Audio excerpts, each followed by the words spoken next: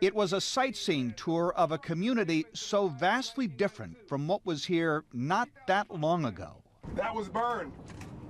Every retail corner was burned and flattened. On board, veterans of a city's most desperate moment, less inclined to memorialize the death and destruction of 20 years this week than to celebrate a community's rebirth. Among them, the man who answered the call of then-Mayor Tom Bradley. Peter Uberoth, who earlier brought the Olympic Games to L.A., was tasked in bringing jobs and hope back to the city he loves. He says the success of Rebuild L.A. can be found in the brick and mortar up and down Crenshaw Boulevard to Olympic and beyond. Los Angeles is a hugely better place 20 years later.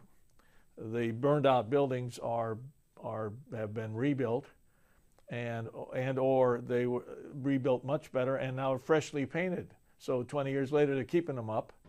To be sure, there is much that is still missing. There are still vacant fields remaining, not only from 1965, but from 1992 that have never been rebuilt. So, not having full-service grocery stores in the community that people can just go to and get fresh fruit and fresh vegetables and not have to worry about the meat being spoiled, that is very disappointing. South Los Angeles is the city's most economically challenged community. But where there was once smoke and ash, there is now progress and faith. In a generation born long after April of '92, and from those who admired the recovery from afar, through prayer and verse. It's not with swords loud clashing, nor roll of stirring drum, but through deeds of love and mercy that the heavenly kingdom comes.